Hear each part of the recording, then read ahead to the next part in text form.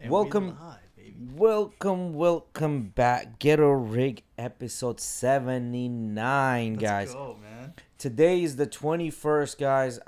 Since you guys can tune in, go ahead and hit that like, subscribe, all that good jazz. By the way, we still have the merch. Don't forget that. The shirts, you know what I mean? We got new things coming up. Probably the hats. We already got the cups and things like that. So if you want to support us, guys, more than welcome to do that. We got a couple of new big things working also in the background. So just to give you We're making moves. yeah, Just just give trying you to tell you. a little bit, just a little bit, get you excited. Should we tell them? What do you want to tell them? About our like reach, where we're gonna, where we Tell them. tell them? Tell them whatever you want, man. All right, you so don't wanna guys, tell 'em, we don't tell our 'em. reach is gonna expand. Now you're gonna be able to use your favorite streaming service to watch us. Whether it's Facebook, whether it's Twitter, whether it's Kick, whether it's YouTube, whether it's Rumble, whatever. It doesn't matter to us. We should be able to Twitch, should be able to stream to all of them. And you guys already know we're already streaming at 4K. You're getting really good sound. Don't and lie, it's getting 2K really good- today. It's 2K. We're experimenting because we moved over. Yeah, So. and we will be upgrading the computer pretty soon, so it should be able to handle a lot more traffic and things like that. So you getting a bunch of things. Okay, guys, another thing. Stay tuned. October 1st, we got Michael Sartain in the house. If you're not here, then I don't even know what to say. If I see you next time, I'm hitting you with a shoe. Like I'm taking the shoe off my foot and hitting you with it. You better be here. Check in. At least like, comment. If you can, guys, we want to flood the chat with questions and things like that. Yeah, so that's what we got so far as news goes and updates on what we're doing with the pod.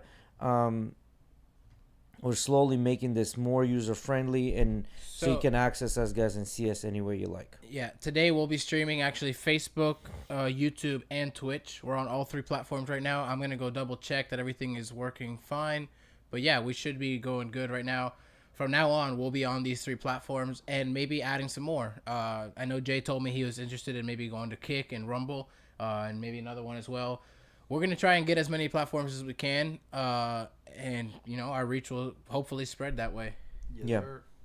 Ideally, it's for us to be on one platform, get all the subscribers. But hey, guys, the minute we go on there, if you don't mind, like, all it takes is just one like. I get it. You might not necessarily you might have your favorite platform that you like to watch us on, but for example, like we can't say certain words on Twitch, right? Like we have to be really careful what we say. Well, not yet. Right now we're kind of chilling just due to the reason that we don't have any eyes on us. Yes. There's no eyes on us. Yeah, but then the minute, and this is going to happen when we do get a lot more eyes on us. We're gonna have to start limiting amount of Twitch that we're going to be streaming to, right? So we're going to have to shut some of these streams off as we go on to the next ones, right? Like, so if you want us to go really ham sandwich, we're going to have to see us on Rumble or Kick, right?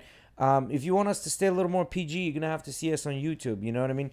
So it just really all depends where is the stream and where is the podcast going to take us and what our viewers want. So your feedback is super important for us. Let us know in comments what you like us to do next and things like that, right? So, Mickey, did we go live to all three? Yeah, we should have. Okay, because I see Twitch is having a problem. I don't see Twitch live at the moment. So as you can see, guys, we're hammering out some of these issues on the background as well. You guys are seeing this live, first person, as Eddie is working on his things, trying to figure out how to stream properly to all of the outlets. And I see Facebook is working, so you can see us already on Facebook. And it's actually got closed caption on Facebook, huh? Which is kind of cool. It's a bit weird. We're having a little issue. Yeah, so Twitch is still having issues, but Facebook is live. It's weird. YouTube is live. It's just a black screen. Like it's still running the. It has like the stream is live, but there's nothing there. So last time this happened to me when I first tried setting up the stream, it was that the app wasn't running as an administrator, which I went into the properties and changed that, so it should be as long as Streamlabs is running as admin, it should be working. I don't understand why. It is what it is. We'll figure it test out next eventually, time. guys. We'll So iron it out Yeah. later. As of right now, I guess just go check us out on YouTube and Facebook for today. I know Facebook was working, right? Facebook's working. Okay, cool. Facebook's working. and right then now. guys, if you're on Facebook, obviously migrate over to YouTube. Because if eventually at one point in the stream we're gonna have to stop the Facebook stream and then go to YouTube directly, because there is, again, as I mentioned, there are words that we can say and there are words that we cannot say, right? So we don't want to get our accounts banned on Facebook. We don't want to get our accounts banned on other streams. So you, like, if you're on Facebook, if you see us come up, go on YouTube, bro. Like, just go on there, interact with us, ask us questions. You want a conversation? We're monitoring the chat. Like, let us know what's up. So we do have a packed day today. We do have some news notices for you to go over, some important things that are happening across the board, everywhere. Other than that, what you got going on today, Miggy? Not much. I worked out. Got out of work a little bit earlier today, so that was kind of nice. Not for great stuff either. I had to go fix a tire on my car, but luckily I didn't really have to do much for that. I like Mickey's attitude today. He had to leave work today. He didn't have to, but he allegedly had to leave work today early with his pop tire, and in the right away he called me. He was like, "Man, let's work on the pod." He still was in that work mode. He still wanted to keep going. I admired that. What's it called? Trying to figure out the Twitch thing, see what else are the problems it might be. Yeah, guys definitely been doing a whole lot of heavy fucking lifting in the background, making this streams nice for you guys. So yeah, so if you're on there, and for us, it makes like, subscribe, share, a little more fun and easy for us to do this.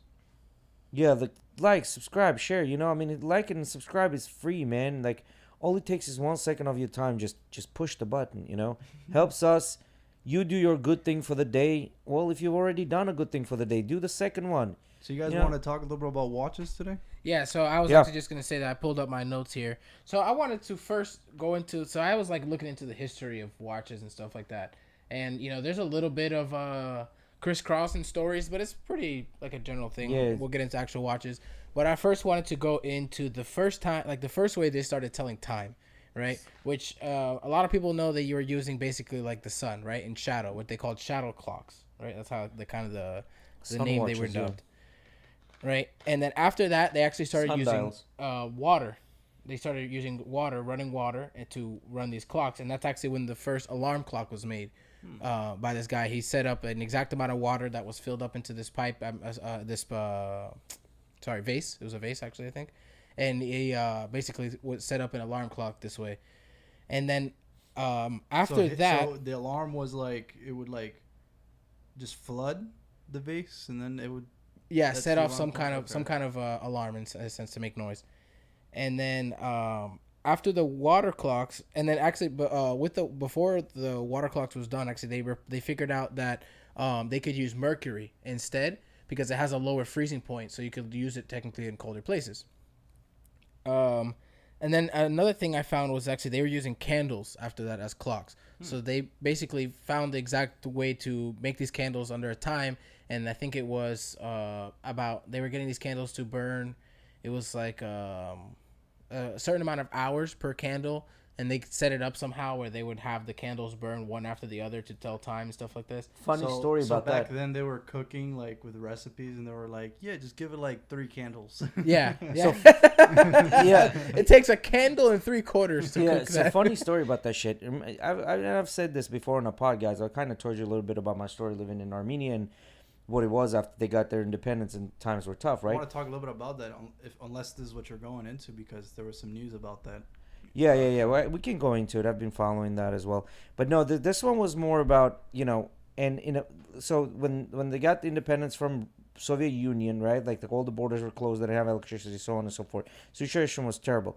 But when you went to the market, they were selling candles, and each candle had a little thing on it that said 2-hour candle, 4-hour candle, 6-hour candle, 10-hour candle, 24-hour candle. So you could buy candles that were by hour, and obviously the longer the candle went, the more expensive the candle was. Now, here was a hack. Our neighbor figured out that if you cut the pipe, if you cut a pipe outside, where swings used to be for children, if you cut the fucking swings, the pipe, and then cover the bottom, and then put a hole inside the bottom, and then run a thread with a nail, and then fill it up with all the leftover candles, you can make your own fucking candles. This is the way he did it, was getting old pipes and refilling them up. Yeah, like pipes but were there's about no that way size. that the ratio was correctly to where he's gonna actually get the same timing. You know what I mean? Like No, I mean these candles were this big and that thick, man. Them motherfuckers would burn for days, you know. I know, but you I'm didn't saying, like, care. there's no way he was. Yeah, he no, just this one started wasn't like repurposing. timed. It was Yeah, just just repurposing remaking it. candles. and But yeah, so talking about the Gotcha. about the My bad. candles and times thought I and turned it on. hours, you know, yeah, that's true. You know, like we had that shit. I witnessed that, not because I lived fucking that long ago, but I actually had to witness that as a child growing up. But anyway, sorry, go ahead. So what's Oh. going on? Okay, good. Never mind. Go ahead. So Go ahead. Who was it? Make you go. Oh, I was gonna ask you. So what's going on exactly in Armenia and Azerbaijan? Oh, okay. So that story is pretty convoluted, right? So what's going on? We're talking about, so you have Armenia, and then you have Azerbaijan, and there's a little tiny territory of Armenia that's called Nagorno-Karabakh, right? Which is part of Armenia, but it is like across. It's like, think of it as Azerbaijan as being the fucking road, and you have to hop the road to get to the other side, but there's no other way but to go across. okay. Like this land is not connected. So about 30 to 40 years ago, Armenia had a war with Azerbaijan, especially in that region, and they took that region completely. It became like a territory of Armenia, right? Kind of like what Puerto Rico is for United States. Similar, but not necessarily. Now there, you have 95% of the people that live there and have lived there historically are Armenian. Full-blooded Armenian that are Christian, so on and so forth. 5% are Muslims that are Azerbaijan, Turkish, so on and so forth. Okay. So now, for 30 years, Azerbaijan has been basically like sitting on this, brewing on this, and then last year, they pretty much went in with army and started attacking that territory to take it back, because they kept saying that this is our territory. How So long ago did this happen? So you 30 said, to 40 you years said ago this happened. You said Azerbaijan was the one that came in with the military. Yes, but that happened after 34 years. Now, okay, I missed a very crucial part. This is all Armenians that live in this territory. Armenia took over the territory, but then to stop the war in an international committee, they decided they need to stop the war and Armenia needs to return these lands to Azerbaijan. But then people in those lands, they said, fuck you, we're not returning nothing. We're going to create our own little independent island, basically, Yeah. that's going to be attached to Armenia, but we're our own government. So they're trying to make a Hong Kong.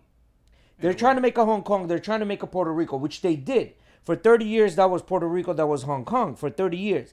But then 30 years later, Azerbaijan, because Azerbaijan became very rich and powerful with natural gas, oil, things like that, right? So they got a bunch of money.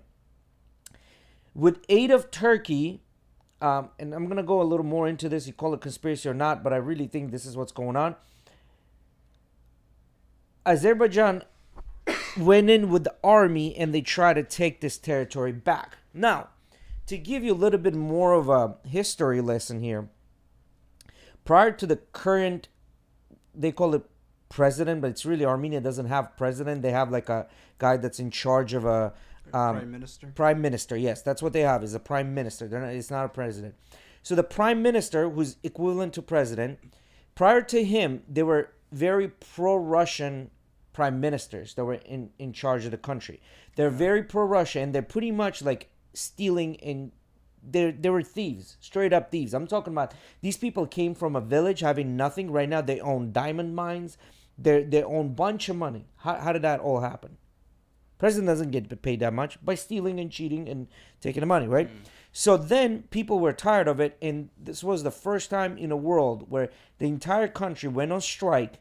It was a peaceful strike. No one died. No one even got a scratch. Not a single fight, which I think Americans should take a note of that it's possible to do. And they literally changed the government, and the president changed.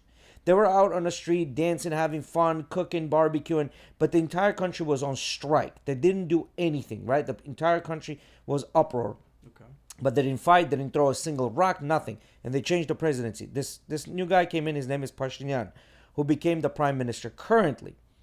So then, fast forward a couple of years, Pashinyan started to become in talks to get Armenia included into UN and possibly get them into European Union or further down the road. Russia, this is where my conspiracy theory comes in. Russia, they don't like this too much. So they said that they had nothing to do with it, but there's no doubt in my mind that Russia had something to do with this. Well, number one, people got rid of pro-Russian presidents, which was good for Russia, and no longer their country of Armenia, the leader of Armenia is okay with Russian propaganda and all this bullshit.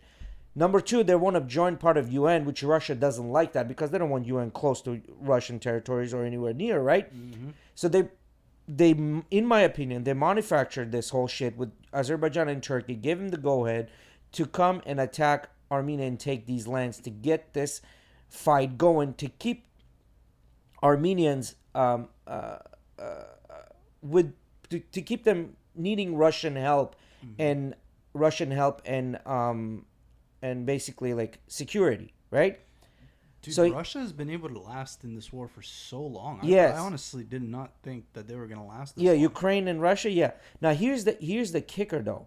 When this happened about a year ago, because this when Azerbaijan came in about a year ago, this whole thing happened about a year ago. To be rude. No worries. Our Facebook stream, it still had the Mickey didn't make the title different, so it still had the title from when I was using test stream earlier. So it says ignore, please, just testing. It's like we don't want that as the title of the stream.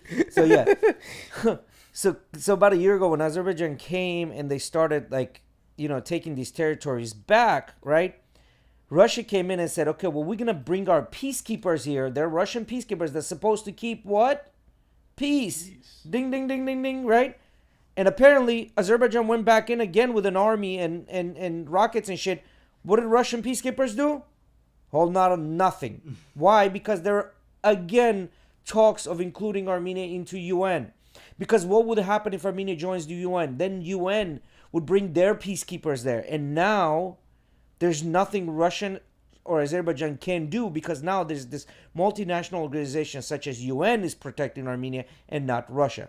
So, long story short, this is a manufactured coup which they ended up giving Artsakh and Nagorno-Karabakh to Azerbaijan because of these ongoing conflicts. And now because they did that, Russian propaganda and things like that has financed the media, Armenian media, about to have Armenian media talk shit about the current prime minister who was going to get Armenia part of UN. Do you see what I'm saying? Mm-hmm.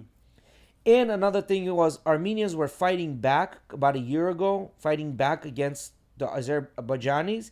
And then overnight, all the leaders that were pro-Russian, they stopped handing out guns, stopped handing out bullets. They literally stopped doing everything and they said, fuck you, we're not doing it. So overnight, the entire resistance was put to sleep. Like overnight.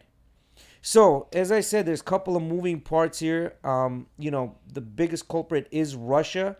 And you've got Wagner forces now in Sudan getting attacked by the Ukrainian special forces. Yeah, so here's the thing. Russia just, I think, pardoned $37 billion of debt to some African countries. Nigeria literally denounced France as the basically, because Nigeria's situation was very similar to what we have with Puerto Rico again, but instead of America, it's France.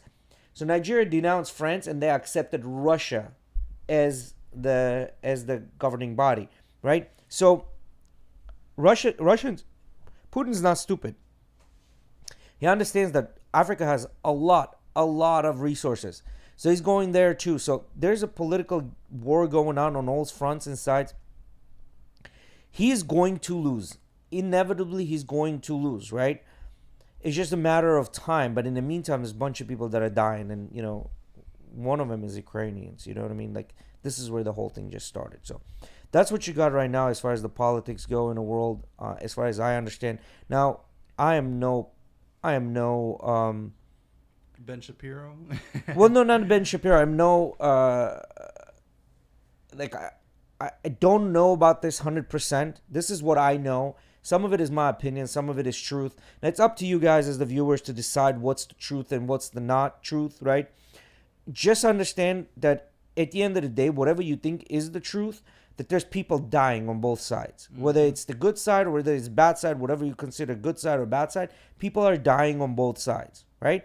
And those people don't have fucking time or want to sit like us and talk about things. They don't even have what to eat. They're literally worried about when is the next bullet going to fly over their head or is it going to hit their head, right?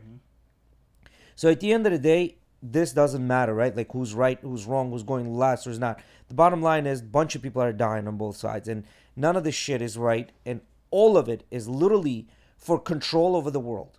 Like literally who's going to be the world police. That's literally what this fight is all about.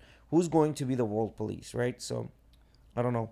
It's up to you to decide, guys. I wonder, I mean, I think we've already talked about this, but how much longer the U.S. is going to be able to be that police force, considering you've got China, right? Well, ahead of us, in a sense, now. Well, yes, that's a good point. That's a good point you're bringing up. So here's the thing with China. China used to be one of the major imports that we had, right? Like we would import a bunch of shit from China.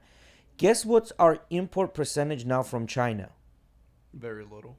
Well, yes. Import, I'm going to say maybe like 20%. Okay, cool. What about you, Eddie? What do you think? I'm sorry, say again? What do you think is our import percentage from China? How much of our stuff we're importing from China? How much of our stuff, how much you think of our, No, just how much, what are our, we have imports and X percentage of imports are coming from China. What do you think that is? oh, in general, all the imports from Yeah. across the country?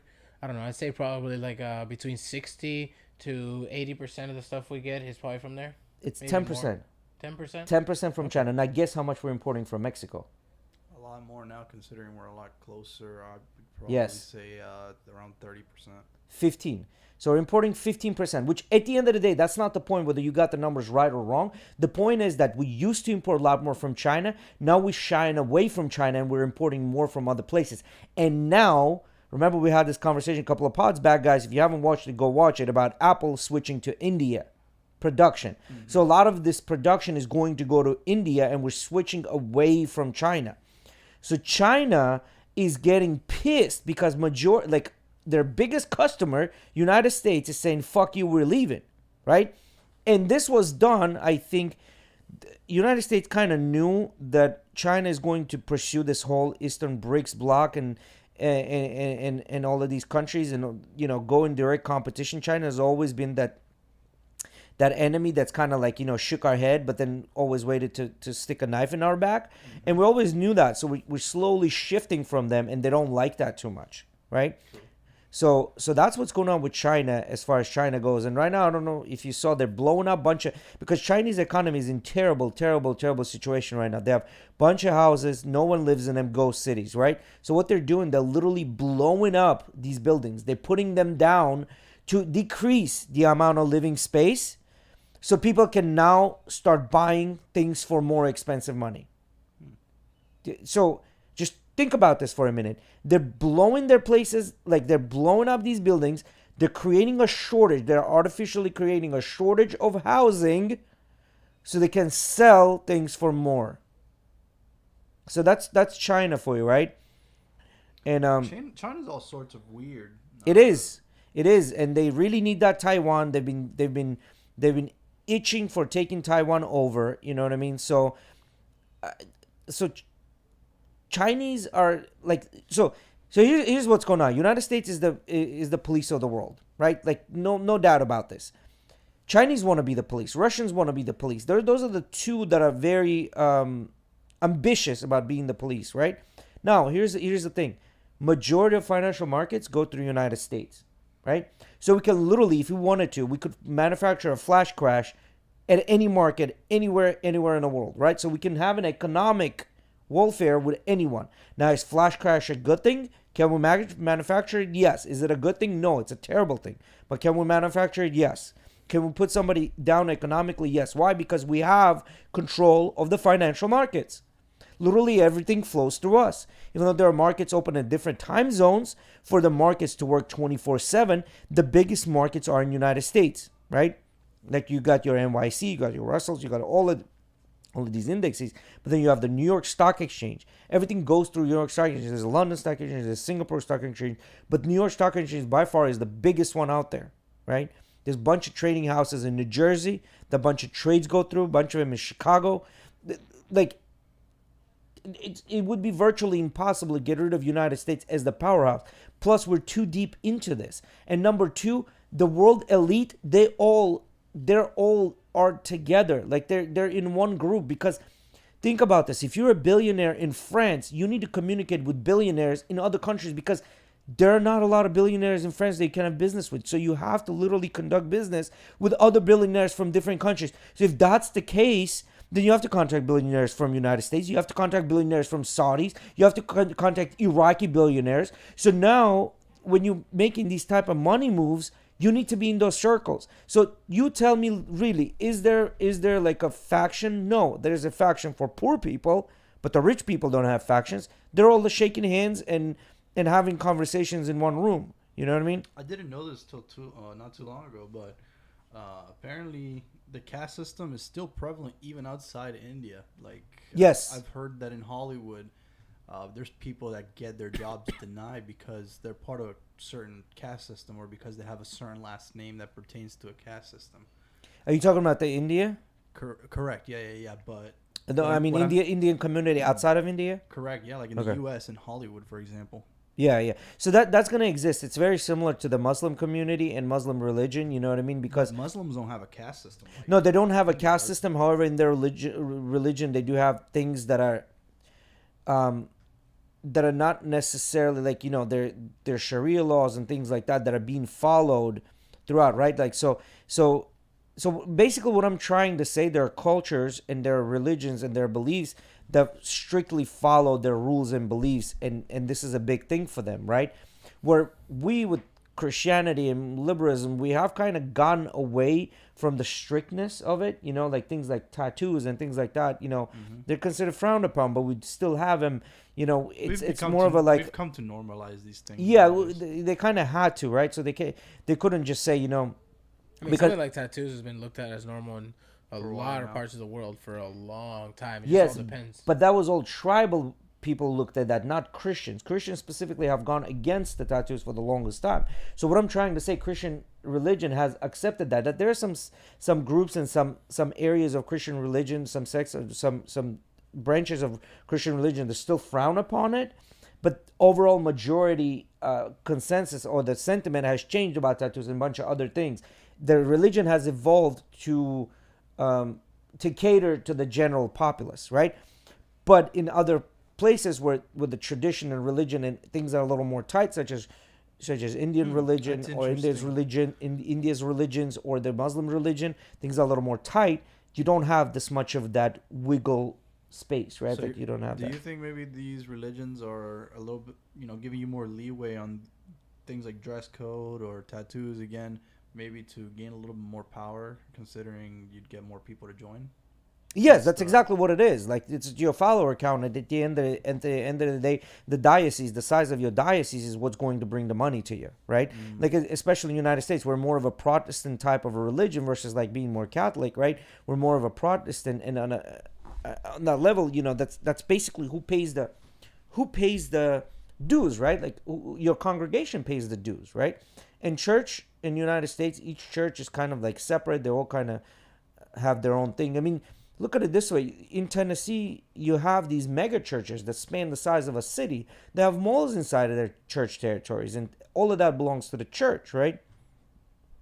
Where's this money coming from? People are bringing that money, right? So the bigger your congregation, the more money is going to come to you, right? So that's the idea of Christian. The Christian idea of Christian religion was bring you closer to God, take you away from the sin. Great. But if you can do that, why are they? So let's say if I said I'm a Christian, right? If I said I'm a Christian, I believe in God. Why do every single pastor that I've ever met, they're like, you should come to my church. My friend, did you ask me if I go to church?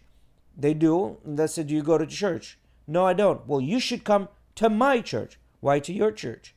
Why don't you say, well, okay, well, I understand you're Eastern Orthodox. Why don't you go to this church, which is an Eastern Orthodox? Why are you inviting me to your church, my friend? Why? I mean, they try to spread their word of faith, huh? There would They're have, always but gonna try and look. I for already new, said that I'm Christian. You but know they're what I always mean? gonna look for new people, bro. That's what I'm saying, part of because the thing. this is because it's all about generating money. Because each new person coming into church, they're going to generate more money, right? If you ask, I've met some. So there are about 50 of these guys in the entire world as far as Armenian Orthodox Church goes.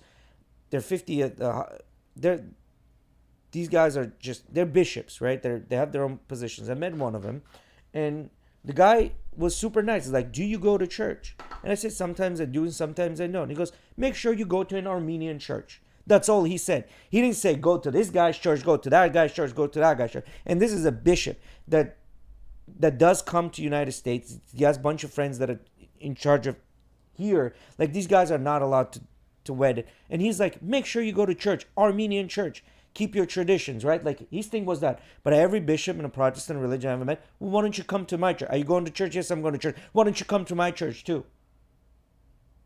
Why? I already told you I'm going to church. You know what I mean? So it's all about generating money. But anyway, I think I segued from a topic that Miggy brought up. But yeah, the caste system. I think it's the clicks, right? If you want, we can go back into the watches and stuff. So Yeah, go ahead, because we definitely. We definitely veered off. I left off. I think the last thing was candles, right? Yeah. So they the next thing the video mentioned was that around like the same time they're saying that it could have been or way before or way after, because it wasn't say as hourglasses, right? So that was the next thing that they were saying to use to tell time, or as like a timekeeper in general, right? But there's so many different stories of where people say it originated from, like they couldn't really say this is the definite place, right? So like they were saying certain parts all over the world have their own story around like the hourglass. Then came mechanical clocks, right? But at the time it was just like winding, right? They didn't have any, manual hand winding. They don't have automatic movement, right? So it was just winding, and then Galileo came and figured out that he could use the pendulum. But then it wasn't until 50 years afterwards that when he figured out that he could use a pendulum to tell time, right? It was, I don't remember they showed like an exact equation for it. It wasn't until 50 years later that the first pendulum clock was made by this guy named Christian Huygens, and he also was. We're talking about. I'm guessing here, but we're talking about grandfather clocks here. Like a pendulum clock. Like the ones you saw in. Exactly. Then he also. Hey, Miggy, you want to find one and bring it up to see on a screen, or Eddie, you want to? Yeah, I got you. A grandfather clock. Yeah, don't even touch that computer. Yeah, so Eddie's gonna bring up a grandfather clock just to give you an idea what we're talking about here, and then so you guys kind of following. I know what he's talking about, but I want to. So this is what he's talking about. Basically, this is what they call like a pendulum powered, I guess you could say. So basically, the way this works, and so on its top obviously is where the time is, but then you see like this round thing on the bottom. That thing goes from left to right, and it swings, right? And the swing is basically, if we blow up on one of them, yeah. So this swing. I have the monitor capture on this one, so it's not actually capturing the laptop. Let me see if I can switch it real quick. Properties. Yeah, guys, just give us 1 second. He's switching over right now to get us where we need to go. So yeah, so let me know once the capture comes through. We're still. All right, so basically the way I'm gonna describe it to you guys, and then Miggy eventually will bring it up on the screen right now. But so the way grandfather clock works, you have a pendulum in the middle. It swings back and forth, but that swing is always the same, right? And it's controlled by the weights that are behind that go up and down. And the way you charge it, you basically pull on one, it charges it up, and then this weight slowly drags it down. And I think it's a 24 hours every day you have to pull on it. It drags it down, so when it comes down to the end, you pull on that again, and again it slows it down. So as this weight pulls it down, it turns the gears, which makes this swing, which then makes the clock go around. So basically, that's pendulum, what the gears come. From what I understand, kind of works as like a counterweight to make sure it doesn't go over time or under time. Correct. So yes, exactly right. Pendulum is what makes the movement precise to a second, right? Exactly. So that's and what the it was pendulum. actually this guy that invented the pendulum, right? Because that was Galileo that actually came up with the idea of using the pendulum to tell time, right? But I can't this get guy, it pulled up, but we'll get it figured out. it's all right. I think everybody will have an idea of what Yeah, a it's grandfather just- clock is. Anyways, this Just same switch to our guy faces. I don't think we're on. was the one who thought of using this same kind of ideology of technology and implemented it into making the first spring drive pocket watches. Mm-hmm. So he's the one who kind of invented Spring drive. the spring drive movement, right? So Okay. After this came the first the first pocket watch was invented by Peter Henlin, right? And then I came to find, because I figured out, I was looking for the first actual wristwatch, wristwatch. They were using in the 1880s. There's records of English guys in the war. I forgot what war it was. But they were actually using these kind of straps that took their pocket watch and put it on their wrist. And so that was like the first record. They're saying that's the first recording of when they actually figured out that they wanted to put it on their wrist. But they weren't actually meant for that, right? They were like straps that they made for their pocket watch to put it on their wrist. And so, because a lot of times you find what they made the first wristwatches, the first wristwatch like really made to be a wristwatch was the Santos, right? Some people say the Santos was the first men's wristwatch. But then before that, you look and they also say that the Queen in like 20, 30 years before that had wristwatches made for her. Yeah. For there's like, if you can see right now, if you Google it, I think that wristwatch is like $40 or $50 million. Like it's super expensive. I think it was made by Briquet. So that's exactly what I was gonna say. Briquet, whatever it is. They're actually the recorded as the first wristwatch maker. Yeah, Briquet. Right. All these royalty probably. I have it in this book. Ton of money. It's in this book. Yeah, the Briquet watch is in this book.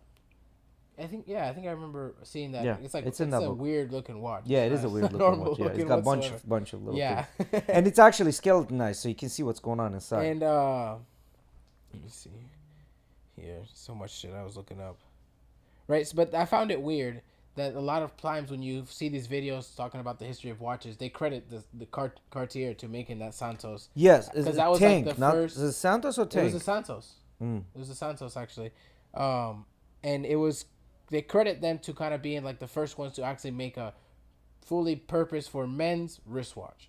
Because I guess before that, if you were only getting things custom made, like probably by Brigade, and if you're probably women, I guess probably the only time, that's probably when men even started wearing jewelry, right? So, so after this, you have like the timings of coming in when they're trying to make it the most accurate as possible, right? Yes. So, like for example, when the pocket watch first came around, these things were up to like 30 seconds off a day. They would be like every day would possibly, and then came the spring drive, which apparently made it up to 5 seconds within a day, right? And after that, there was nothing. After that came the quartz watch, right, which could basically tell time the most accurate. So if I ask you, what do you think is the clock that tells time the most accurate? You just say a quartz, right? Yeah. And what if I told you you're wrong? No. So no, it's not. It's not the most accurate. I actually read this. This was one of the things that was a common misconception, that they thought that the quartz movement was the most accurate.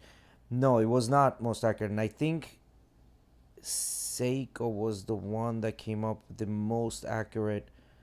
And there's these atomic watches that they do to the fucking point. So that's exactly what I was gonna go. So when it comes to like just normal watches, just quartz is what you're gonna find to be the most accurate. But then they have what they came out with, the atomic clock. Yeah. Which uses atomic clock. So to kind of give you the idea, we'll go I back. think we've talked about this before, unless I'm having a deja vu. And that was his response again. Atomic clock. Yeah, really? That's what he said. Literally. Yeah. So to take a step back, we'll take a look into why they call battery-powered watches quartz. The reason is because they send basically an electric into the quartz stone, and it resonates at a certain I don't know how to say it. It vibrates basically. It basically vibrates, right, at a certain rate. That's what I was gonna say. It resonates at a certain rate, and then there's like basically a small computer that calculates the rate that quartz resonates and uses that to tell time, right? And that was the most accurate way they could tell time until these atomic clocks. This atomic clock uses a seismic atom, atom. seismic atom that can tell time accurate up into 1 second for a million years. Yeah. Yep. A buddy of mine had one of these watches and would always flex like, I have the most fucking accurate time in the world. I have the most accurate time. Honestly, like this watch I have on my hand, is like it's behind. It goes slow, right? Like it's several seconds slow. It is certified and everything, but it's several seconds slow. I know it's several seconds slow, but when I look at it and I see it's like, oh, okay, right now it's 10:15. I don't give a shit whether it's exactly 10:48 and it's, You're quite off, my friend. I said 10:45, not 15. It was 15 minutes to I was 12. about to say you're quite off. No, my it's friend. 15 minutes That's to half 10. an hour. What I meant was 15 minutes to 10. I don't give a shit that it's actually 12 minutes to 10. You know what I mean? Well, right now, if I really, really want to look at it, it's telling me that I'm 13 minutes to 12. So it's 1 minute behind, right? According to this, I'm 1 minute behind, a couple of seconds behind, right?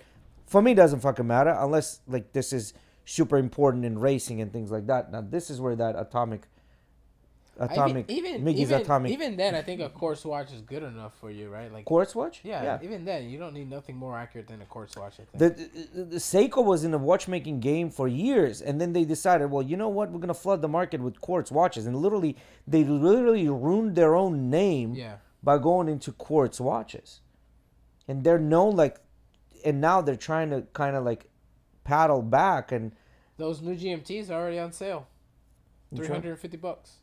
Yeah, those new GMTs that I showed you. Yeah, they have all the GMTs, all the Seiko 5s, like the Alpinist, all those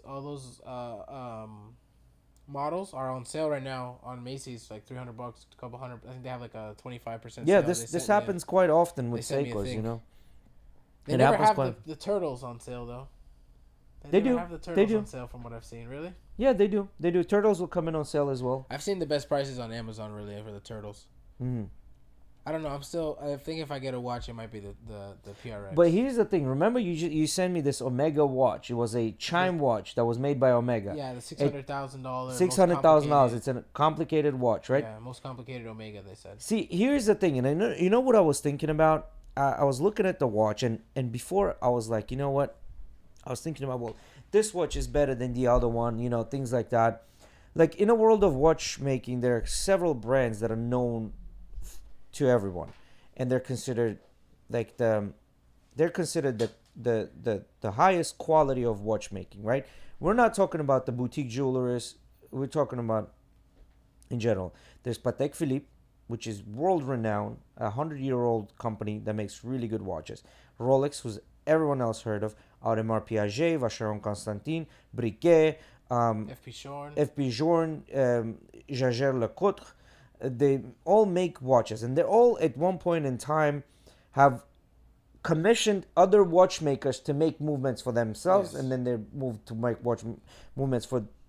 Then they start making them in house. They've commissioned somebody else to make it. Anyway, the point being here is, Omega is one of the known watchmakers out there, right? They're always been in competition with Rolex, and they never could quite take over the Rolex. And they're coming out with this 600,000, which in competition at the same time, you have Grand Seiko. Grand Seiko, Omega, and Rolex, they're always in competition for the number one place. But, you know, arguably Rolex is number one. Then you go the Omega. As a matter of fact, I have an article which gives you like top. You put it in Discord? Yeah, I put it in Discord. But I don't think if we'd be able to pull up if Miggy can't. Yeah, I'm having some issues pulling that up. Huh? I'm just having some issues adding that one source. Entry? Yeah, the 9-entry watches to start your collection, right? If anybody wants to look it up, sadly you have to Google it yourself. But we'll talk about these watches. Yeah. So. Man, ever since you told me about Movado, I hate him now. Yeah. Because but see, here's what happened. So the first watch is Movado Bold Evolution watch, which is a very basic Movado with a steel chain, steel chain kind of bracelet like an Apple Milanese chain. If you like the chain link kind of style chain strap. Sorry. Yeah. So it's a very basic. Now basic I don't know if this is collection watch. If you're gonna buy this as part of your collection, throw it away. Don't even start buying it. Balmain watch. I don't agree with this. Um, I don't know, man. I don't know if I agree with any other choices. Okay, so next one is Rolex, like Oyster Perpetual watch, right? I agree with this one. Because if you want to start a collection, this is the Rolex. It's the cheapest watch. It doesn't have a calendar on it. It literally just tells time. I like this watch. Hours and minutes. It's very, very simple. I think it's a very good starting watch, right? There are other good starting watches in all of the... But if you have that kind of money, if you have $10,000 and that's your budget, I would say stick with that. And then you have the Cartier Tank. I 1,000% agree with this one. Cartier Tank is a probably closer to $4,000 to $6,000 watch. Yeah. Although it's a very elegant watch, Looks it's like not for everyone. This is a smaller one you can buy for 33, which is probably a women's size. It's probably too small for. Yeah, so Cartier Tank is a great watch. It's over 100 years old. It's one of the first watches out there in the world, right? Like Eddie was talking about. What's the whole thing with the the Cartier and the versus like the normal Luc de Cartier? LUC? No, the must thing. You started saying the tank must. Like there's a whole thing. Cartier Tank must I was watch. watching a video. No, Tank Cartier must watch, meaning it's a must watch for the collection. No. So I'll find the thing. So that's how I always read that, but I don't know if there's like a must version of it. There's a bunch of other versions of the Tank, but anyway, the point here about this watch is that it's gonna come with a stigma, right? It's a square watch, and a lot of times dudes when put the square watch on, other dudes might make fun of you, but know this: if you have this watch, you truly understand about the watches, right? So there's two different versions. There's the Tank Solo, and then there's the Tank Must. So there's the Luc. There's a Luc. Luc Tank, which was the original made by Cartier, right? It's all about the movement inside, right? Like what movement it is, right? That's what it is. It's different movements. Yeah. It's all about the movement inside. The watch looks exactly the same. Yeah. So if you want the original Tank with the original type of movement, is the Luc Cartier. That's look like at this. $16,000. It actually is different. The case is different. Yeah, that's what I'm saying. Like so the design is a little bit different, but the only one that resembles the original 100-year-old Cartier Tank watch is the $16,000 gold version of the Cartier Tank that's currently being reintroduced and sold now. I really like this watch. My father has a similar style watch, very small, skinny. It's kind of square, just like the Tank. And I remember growing up, he used to tell me like, "Oh, that's my favorite watch. I received it as a gift." Oh, that's funny. I was just saying, I really like this watch. Yeah. And when I was growing up, I really didn't like it. I didn't like that style watch whatsoever. Square. Yeah, but now I've grown into it a little bit. Yeah, so square watch it definitely comes with a stigma, but I think if you get the Tank, like it says a lot about you. You like normal people, normies and NPCs. $80 Casio that looks the same. Normal normies and NPCs will not understand you, but watch enthusiasts will be like, all right, that's a nice watch. Because they understand it. Now, Tissot came out with this PRX watch, Powermatic, which is an automatic watch. They first came out with the quartz version, which is actually like almost half the price. It's only about a $350 watch. And then they came out with this one that it has their like patented Powermatic 80 movement, right? Which is, they call it 80 because it has the 80 hours of charge or whatever you want to call it. Yeah, 80 hours of it'll retain the little tiny spring winds so much that it'll retain charge for up to 80 hours, which means you don't have to wear it for 80 hours. It'll still show you time for 80 hours. I really like this watch. It kind of reminds me of like the Vacheron Constantin or the Oyster Perpetual. Kind of gives you that same look as well. It's a very simple watch that I really like, and it's not too expensive. And good movement, apparently. Very good movement. Inside of it. So next one up, we have Tag Heuer Aqua Racer watch. Now, Tag Heuer is a good brand. It's a good watch. Now, here's the thing with Tag Heuer.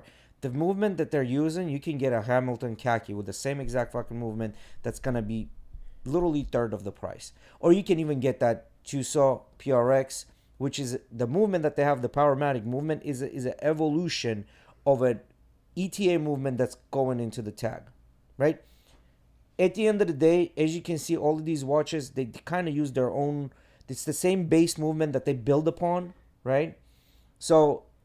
the only tags I've seen that I think I would ever put money into, or is the Monaco? Monaco is the only one, literally, because that's the only one that's known. And Monaco obviously is at $10,000. With this one, you can probably buy at 1,500. It says 2,500 on their website. Oh, there we go. So 25, but the gold version or just a blend? That exact one, I guess, is 2,500. Yeah, so that one is probably gold plated, so that's why it's 2,500. It's two-tone. So if it was just stainless steel, probably you get it for $2,000 or $1,500. And you can get the Hamilton khaki for $500, right? And the only reason I say the Monaco is not because of that's the only one that has story. I mean, it is one of the ones that are the most iconic watches they have, but it's the only one that I saw that I was like, oh, it stands out to me, and it's one that I would say like it'd be worth putting money into that brand, because all the other watches were kind of like to me. Yeah. So this one right here, the Van Cleef and I don't even know how to pronounce this. This is complete horseshit, because they just became popular with jewelry. A bunch of sports people wearing it, and it became popular, kind of like what Richard Mille did. But I think they're gonna go away next year. You're not gonna see them. Nobody's gonna wear their jewelry. No one, like, I know this is a paid partnership, so that's complete horseshit. I don't agree with that watch. Now we go into Omegas, which we kind of started talking about Omegas to begin with. I really like Omega. Like I said, I think my favorite watch, I said this many times, my favorite watch I went to go see that day Speedy was that Speedy. When I saw that Speedy, like I actually looked at it like in my hands, because we saw so many watches that day, right? But like that was the one that I saw, and like I said, the pictures do not do that watch justice whatsoever. Yeah, you have to see that watch to see what it really is. All the other ones were kind of like, oh yeah, it looks very similar, but no, that watch, it's just insane. Yeah, much better in person. Now, Omegas, I agree. Sub $10,000, Omega is a great bet, but then you also have it at higher end, but still sub $10,000. You have your Rolexes. It just depends which. If you don't want to buy a Rolex, the next bet, in my opinion, would be Grand Seiko. If you don't want to buy a Grand Seiko, then it would be Omega. You know what I mean? So you wouldn't throw Cartier in there? No, because for Cartier, again, Cartier in all of their tank, the solos, they're all using that ETA movement. That ETA movement is a $250 movement that goes into the Tissot, that goes into Tag Heuer. It's the same movement, just added pieces to it. Cartier now, I would throw in tank as a piece of jewelry from back in the day, but only that gold version, which is $16,000. So the sub $10,000, Cartier will not make it. Got you. And sub $10,000, Cartier would not make it. Cartier would make it if it was less at $4,000. I would say, yeah, get it. But so before we talk about this watch in specific, which I don't think we will anyways, yeah. I know there's a Breitling that was made for military, I think it was. The Breitling's been making that shit has. for it. Do you know about the watch that has like the special thing that if you twist it off, it sends like a special locator signal to the military and all this stuff? Idea, And if you take it off, it's like a $10,000 fine or something like that. The fine, if you take off the thing off the watch, is worth more than the watch. That's dumb. So here's the thing with fucking Breitling. Breitling is one of those companies that don't really make in-house movements. They just take other companies' movements and they make them better, right? Now I'm not saying that the in-house movement somehow is better than the ETA movement. It's not. But what I'm saying is, when you pricing the watch at that price, it's ridiculous to me, because you can't, like, why would I want to pay $10,000 for a watch that is no different from a $2,000 watch, right? It makes no sense, right? Now, what I wanted to talk about is name, right? And this is where Omega came in, and we originally started talking about it. That $600,000 Omega watch. It is gold. It's got a chime on it, but it is still an Omega watch. It's not a Patek Philippe. It's not a Vacheron Constantin. It's not a Richard Mille. It's not a Gerbel Forcier. It's not a Jaeger LeCoultre. It's none of those things. In Omega, just unfortunately, it's the name, right? Like, so everything you kind of do, I guess, and I was thinking about from this. what it sounds like to me, you're saying that, goddamn, did the lights turn off, or did I never turn them on? I was thinking it was whatever. I was thinking, let there be light. Yeah. Oh, by the way, I'm gonna have more lights coming in. Yeah. Yeah. From what I'm gathering, is what you're saying is that they overstep their branding. They do. Omega 100% did, because Omega is known in that sub $10,000 watches. That's your place. Now, the reason they're making these $600,000 because they're showing that, oh, we have the technology, and maybe one day we'll go into that. Which Seiko's been doing that same thing too. They have watches that are $250,000. Do people buy them? Yes, they do. But is Seiko known to be out there competing with Patek Philippe? Hell no. You know, there's the Seiko Corridor brand that can compete with Patek Philippe, but even that at the lower end, if I had $20,000, I'm buying the Patek Philippe Coltrava, which is the most basic possible watch, or I'm buying a Lange Unzone. But if I have that kind of money, I'm buying a Patek Philippe because Patek Philippe is known. It's the name that carries over. You know what I mean? So in a lot of times it's like. Would you buy one of those $30,000 Jacob and Co's? No. Not worth it, right? No, I'm not. I wouldn't. Now with Jacob and Co, you have to buy the hype watches, which is like the billionaires and. Did you guys see the custom Jacob and Co Bugatti Watch? Which one? No, He's done a bunch of them now. He was wearing a green one the other day. The car? Yeah, there's a custom Jacob and Co Bugatti car. No, I haven't seen Oh, that. like the actual car. Okay, no, I haven't seen that. He's got watches that are Bugatti watches. I think it was a couple mil. It was I feel like the first time I saw that blow up was mil. the clip of Tate buying his in that Bugatti boutique. watch? Yeah. When the clip they posted Yeah. a couple years back when he bought his Bugatti watch. That was the first time I had seen those Bugatti watches. So Hublot makes Ferrari watches, which come with this. It looks like an impact wrench. It's a tiny little impact wrench that you use to wind up the. It's like 48 days or something lasts. I saw this Seiko watch the other day they made back in the 80s. I think it was. It was a wheel. Yeah. It looks like a steering wheel. It was like a Honda or Ferrari they collabed with, and it was a steering wheel. I was looking for it. I was like, oh, I want that watch. Yeah. Can't fucking find it for shit. Yeah, no, yeah. So that's the thing about the watches. So there's been a very like watches. I think once you get into the watch world, it's just as complicated as any other religion, right? It truly is, and it becomes a religion because you're gonna have so many people have so many opinions. Well, I like this better. I like that better. Bottom line is this: if I were to give you a suggestion, here's the thing. If you want to really buy a watch, right, and there's nothing you can do but buy a watch right now, and that's all you can think about. Buy the best watch that you can possibly afford. Don't go overboard. Don't go underboard. Buy literally what you can afford right now. Right? So if it's a $200 watch, buy the $200 watch. If it's a $1,000 watch, buy the $1,000 watch. And if it's a $10,000 watch, then buy the $10,000 watch. What Jay's trying to say, if you don't have $1,000 or more, are you buying a Seiko? If you don't have $1,000 or more, and you really, really, really, really, really want to watch, and the criteria is to get an automatic watch, get a Seiko. But if you have only $100 and you really, really want a good watch, buy a Casio. Or you might find a Seiko. Or you can find a Seiko. You might find an automatic Seiko for around there on sale. You can find an automatic Seiko for $100. You can. On sale, yeah. You can. It's gotta be on sale though. It's like like a basic ass Seiko 5. Seiko 5, yep, on sale. Like yep. But to me, Casio has a great watch, even though it's not automatic.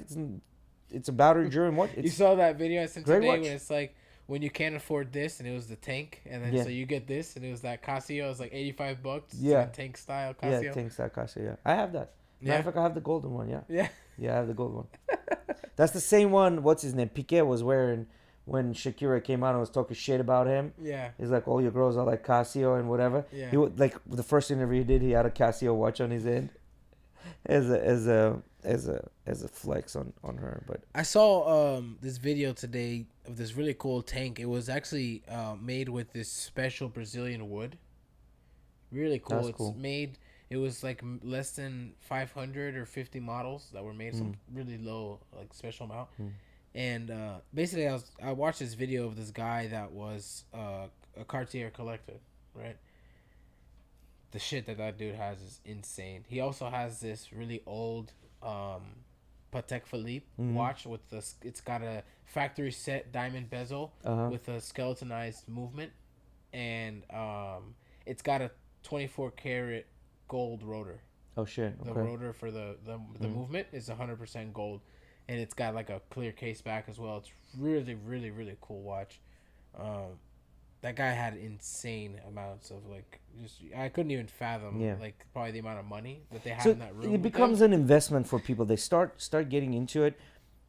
as like, oh, I like this watch, and they're like, well, shit, if I, and then what happens? They buy these watches, they never wear them. They just look at them and they put them in a safe, and for safekeeping. You know, It's what I funny mean? because I was also watching another video that was actually going and talking to a bunch of these watch guys. So, like, for example, they talked a lot with FP Journe and a lot of these other watch boutiques in Europe and stuff. Zurich. And they were saying basically that the 21st century has done something insanely crazy for watches. It's not only looked at as art within the community, now the whole entire world understands watches as art. Well, I think it was the Instagram, right? And the influencers. They said it was social media. Social media and did it influencers, yeah. for Social watches. Because automatic watches were dying. They were dying, and they were scrambling. They didn't know what to do. I mean, bunch of just- rich people, influencers, came out and started flexing their watches. Suddenly, everyone wants to within the have last one. 5 years, the Yeah. watch industry has gone insane. Yes. Like, for example, like we were looking at the Rolex, the Batman, right? Like 2 years ago, It's 15 grand. no, not 2 years ago. 3 years ago? I don't know. No, more, a little more than that. But like 2 years ago, above 20. Right now, I saw they were saying around 19 to 18, right? 2 years ago, they were around 22. But before that, you could get them for like 14. So the They're saying it's Naut- gone down a little bit for now Patek, within the last Patek year. Philippe Nautilus in 2008, when the crisis happened, 2008, between 2008 and 11, they could not sell them for $15,000 to $20,000. They could not sell them. Right now, good luck finding one for $60,000 to $70,000. Yeah, you're not from paying the under same 70 2008 or 11. You know what I mean? Yeah, the same watch from back then. Yeah, right?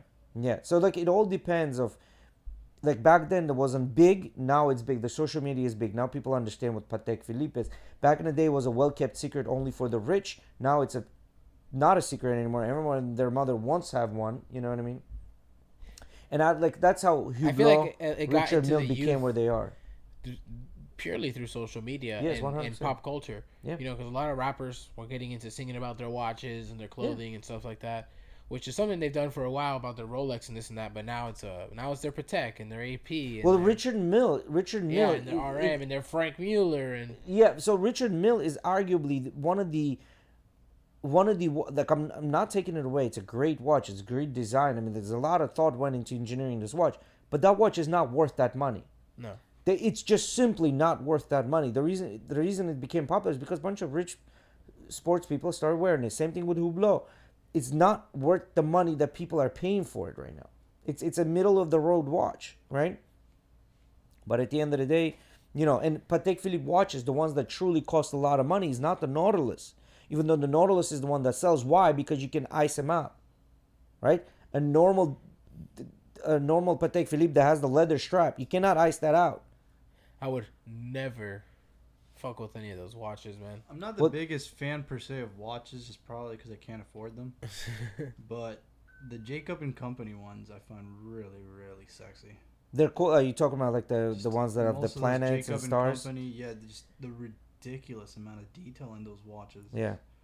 Well, that Check this one out. What do you guys think about this blue one? Hold on, I just had it pulled up. There it is. What do you guys think about that?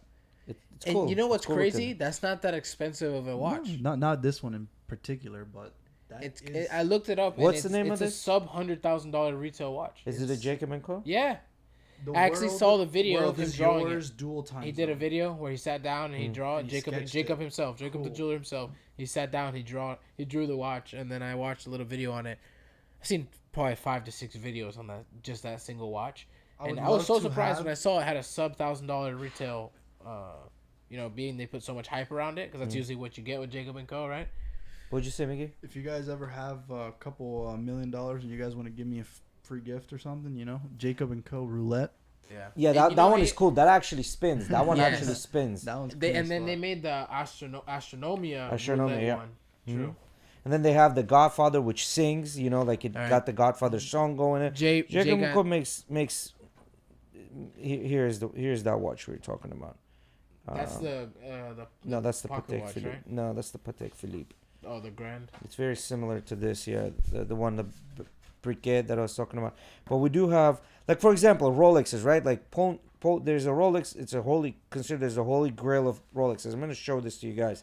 And it's the Paul Newmans, right? Paul Newman is an actor. He wore this specific Rolex Daytona, which is a sports watch, right? And they're being sold right now for outrageous amounts of money because it's considered the holy grail of Rolexes.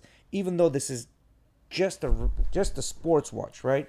It shouldn't be that expensive, but because Newman wore it, now Look this at watch this. becomes. That watch is called The World Is Yours. It's a dual time zone watch, limited to 999 pieces. It's priced at $57,000. Yeah. Yeah, I was so surprised to hear how. I mean, that's not cheap, but compared to Yep. what you hear with Jacob and Co, I was pretty cheap in the amount of hype put behind that watch. And Other than the fact that they have marvelous art pieces, why are they so expensive? So you have to put into multiple factors that the biggest thing is branding, hype. There's nothing that beats that, really. There's Yep. literally nothing that beats that, because like Jay was talking about, Grand Seiko and Omega and Tudor, like these companies are great watches, great quality and stuff, but they just don't have the name like a Rolex does. Correct. Just they don't have the name, and they ruined their name one way or another way. The other companies kept their name as it. Patek Philippe has been in a watchmaking business since 1886 or something like that. Making pocket watches. Started with pocket watches. To this day, they're considered one of the best watches in the world.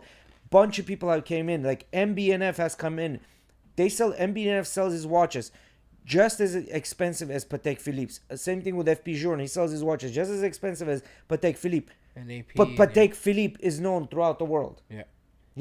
Actually, I enjoy the more low-key brands like the Vacheron Constantin, stuff like that. Like those I really like. That's one of my favorite Yeah, watches. so here's to give you an idea, guys. This is an FP Journe, which is a tourbillon made by FP Journe. FP Journe actually was a grandfather clockmaker prior to becoming a watchmaker. That pirate one I fuck with. Huh? I The like pirate one? shit. Yeah, that's a Bell and Ross one, and it's not very expensive. You could probably pick one up for like $2,000. Well, that one is $100,000, but I told you, I said it. When he brings his book out, I'm gonna become sad. yeah. So I mean, like to me, this one is cool. Like, look at this Van Cleef one, right? Look at this. It's pretty cool. That one is cool. Like it's like a rocket and stars and shit like that. But Van Cleef was never really known for it. It's just known for their jewelry. They're just never known for, not a lot of people know them, right? So. Damn, the chat is silent today. We haven't had nobody in there. Man, we're on multiple platforms and everything. Nobody's talking to us. Yeah, well, it is what it is. We're not worried. It's about funny. it. So the reason I was looking so much into the Twitch thing was because when you pull up our Twitch and you first click on our channel, it like shows that it's working and then the screen blacks out. Watch. Oh shit. Watch Okay. this. Oh, that's crazy. Yeah, and so when you click on it, it's just a black screen with no sound. So look at or this. What does this watch remind you of? anything. Looks like a Frank Mueller, well, it is a Frank Mueller. It is a but Frank Mueller. It looks like an RM. Or some Yeah, shit. Richard Mille. But Richard Mille was the Frank Mueller student. So you literally, like, you can see where the influence comes from for Richard Mille. And personally, I'd probably much buy one of those watches that's gonna be like an actual precious metal, and you know what I mean. Instead of being carbon fiber. But guess what? Personally, yeah. Because Winky Wright wears, not Winky Wright, but what's his name? Mayweather wears the Richard Mille. Everyone wants one without understanding why. They just want it, right? I'm trying to find that briquet watch that we were talking about, but it doesn't matter. There's a ton of watches in this book. But yeah, so Breguet was really the ones who was originally credited with making the first wristwatch. Yes. And they made it for the queen of that time. It was like the 1880s. Yeah, the something queen like that. queen had that watch. Yeah. Here go. Actually, there's something big going on right now in a world and it's with actually in the United States, and it's a Pull something up? strike. It's a strike. It's a UAW strike, which is it's the Union of Auto Workers in strike, and that's big three, right? Oh, true. Ford, GM, GMC. Ford, and Chrysler, Dodge, Chrysler, whatever. They're on strike right now, and they want more money, right? So and they want a 40% increase in their salary, which is going to happen within the next 4 years. 10% increase in salary within every year for the next 4 years, which would put 70% of those employees at about $81,000, including the overtime and other things that would afford. This will become 150. The areas that these workers live, an average household median income is like $60,000-$70,000, right? So, I already typed it. it's crazy to me that these strikes are going on. They want this money because of the inflation and things like that. And 70% of these employees are going to get $80,000 as a single employee. Now, we're talking about the areas that they live in is medium household income is $51K, right? Now, who do you think is winning in this situation? You're asking the wrong person the wrong questions, man. I'm telling you. Miggy, what do you think? Who's winning in this situation? Between the strikes. Between the strikes and all that stuff. I mean, the companies have come out supposedly saying that they cannot afford to pay the employees more because they're already losing money. Mm-hmm.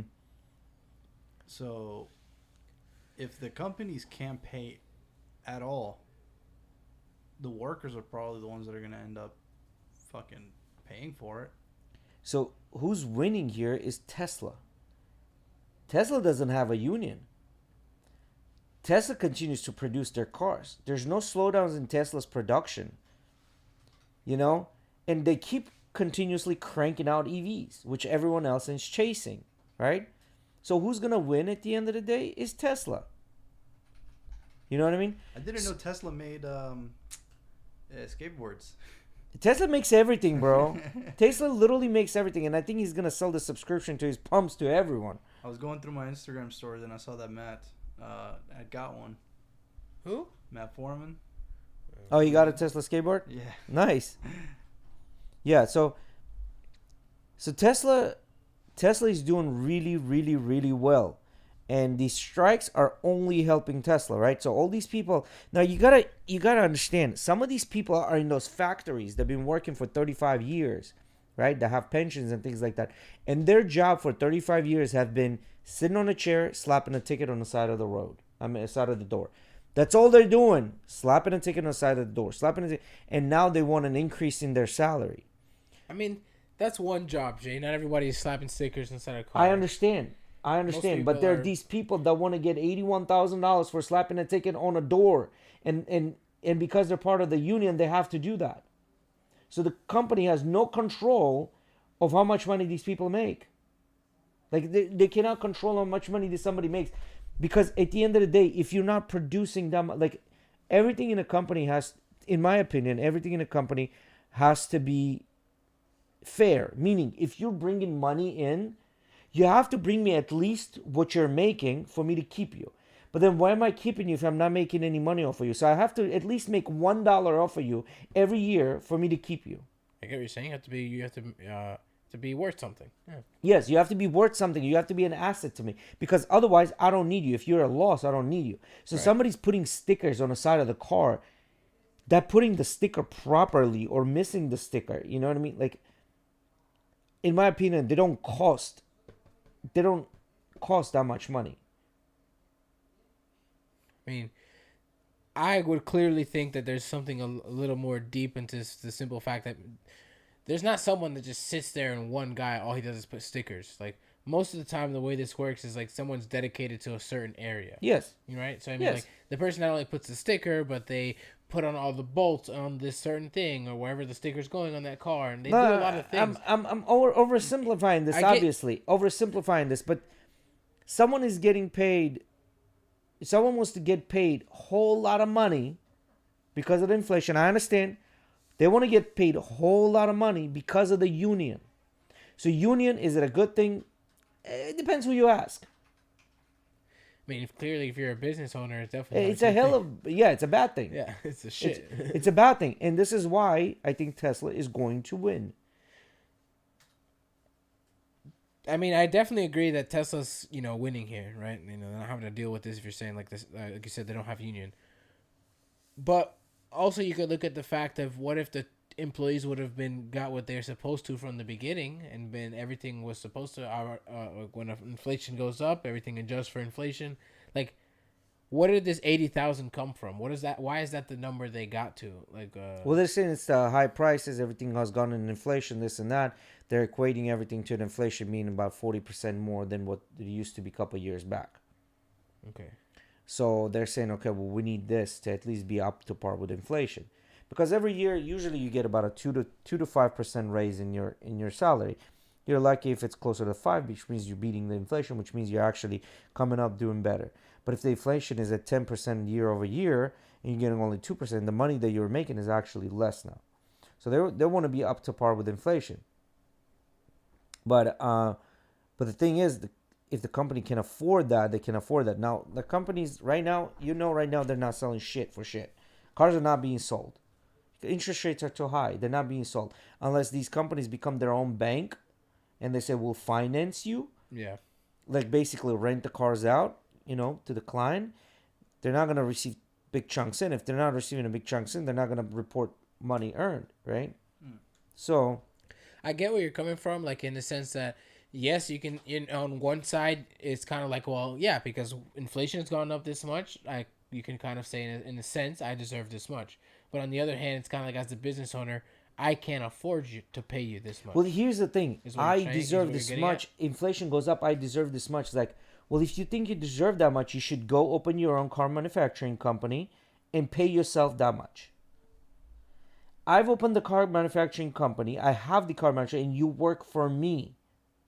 Yes, you do work for me and you do work, but it's a contractual obligation that I signed a paper by saying, I will pay you. I didn't sign a paper by saying, hey, listen, I'm going to make sure you're good when the inflation goes up. You know what I mean? I'm giving you a job and you're doing the job and you sign on a dotted line. If you don't like those conditions, you go and you open your own place. You go and you do this. Just kind of like us. We're sitting there, we're watching, let's say, a podcast. And one day, like, why don't we create our own podcast? And guess what we did? We went and created our own podcast. Neither one of us went and said, why don't we apply and work for another podcast producer that's already making money and we can start generating money and we can be part of this crew. Neither one of us did that. We said, you know what? We're going to go and open our own podcast. To this day, we've been doing the podcast and making no money. As a matter of fact, we've been spending our own money to run the podcast. Right? But we did that. We took that step in hopes that one day this will generate some money. And if it doesn't generate enough money, we had fun doing this. Okay. You know what I mean? So your point is you signed on the dotted line. My point is you signed on the fucking dotted line. Sorry. I get it. Like, sorry. That's. I get where you're coming from. I mean, At the that's same just how time, contract works. there's a lot more to that, you're definitely you're not asking the right person, my friend. But, so yesterday, or the day before yesterday,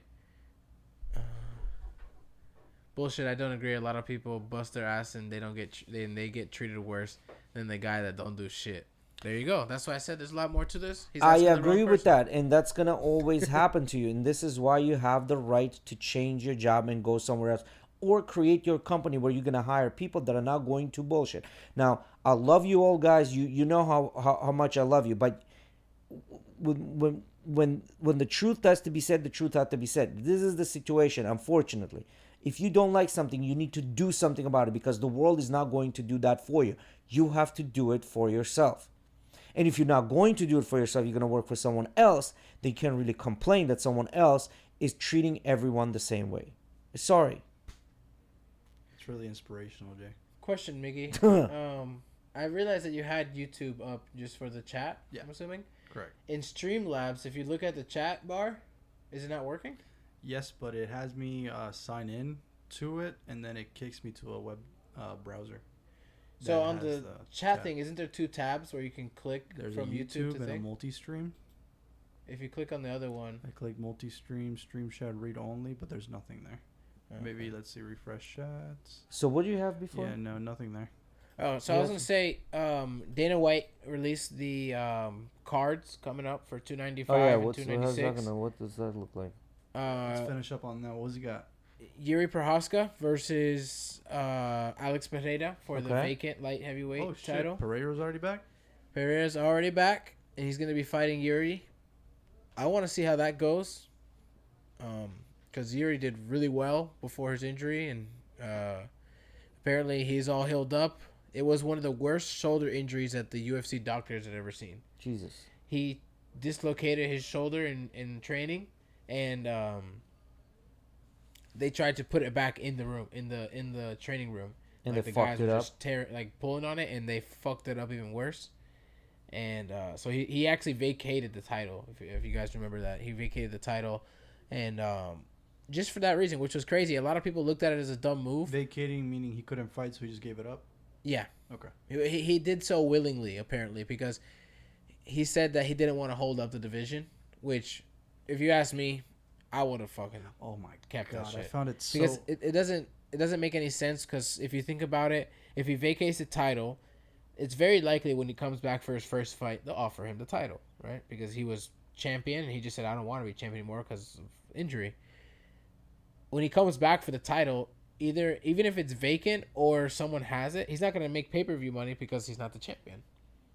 Which a lot of people saw as a big mistake because he could have held onto the belt and let like an interim title go down and then just fight the interim title guy whenever he's ready. I don't know. I think it was kind of stupid. I found it super funny how he wanted to stay by his samurai way, he said.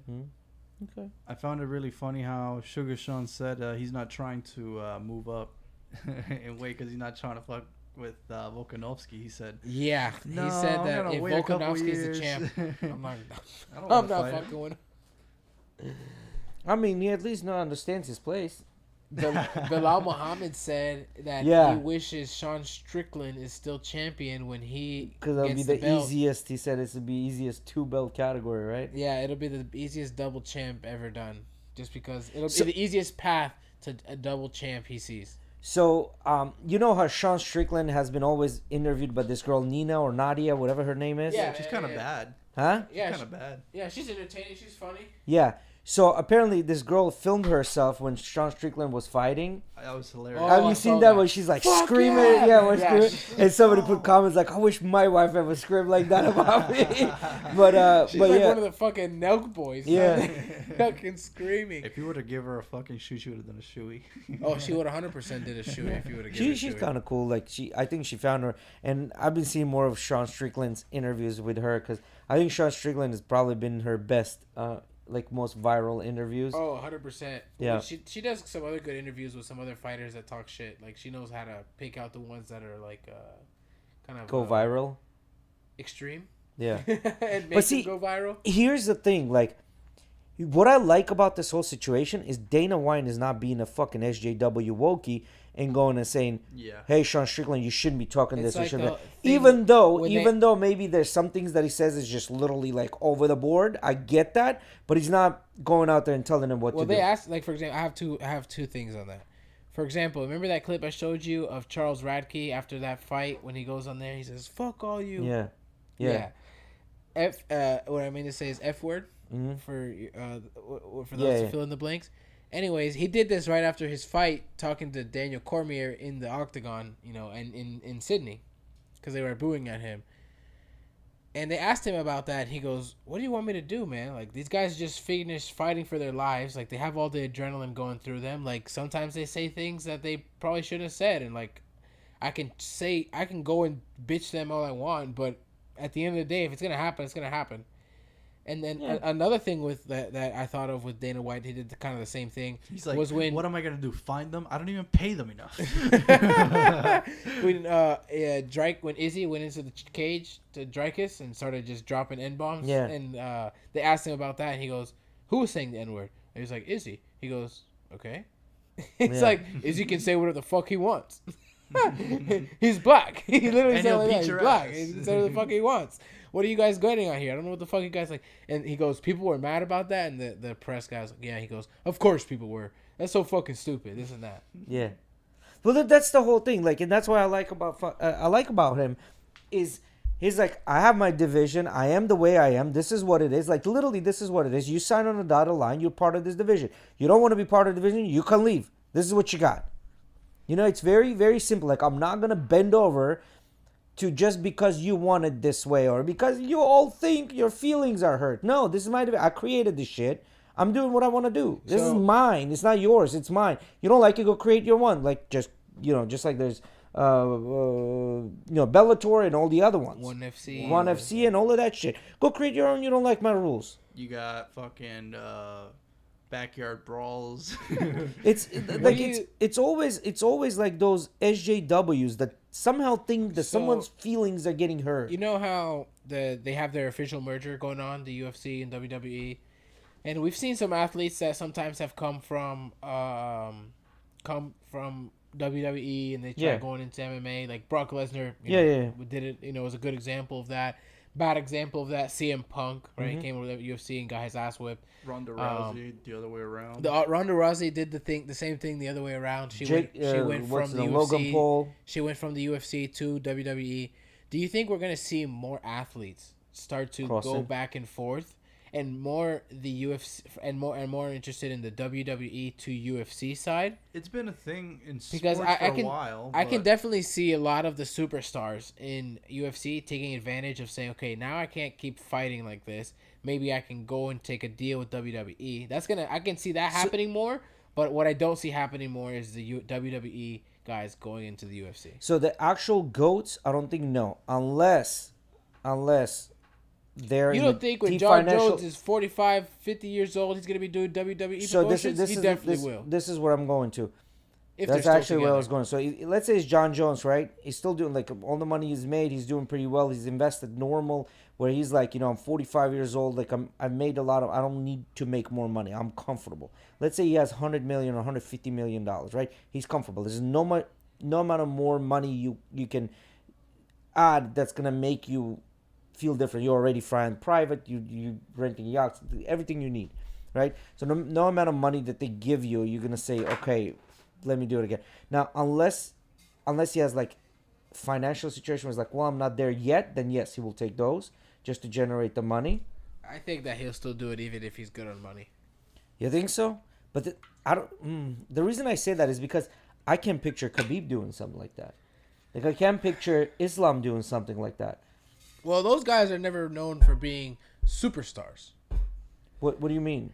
In the sense that, yeah, Khabib is very famous due to his reign and his skill, right? Like everybody just looked at him as the monster, right?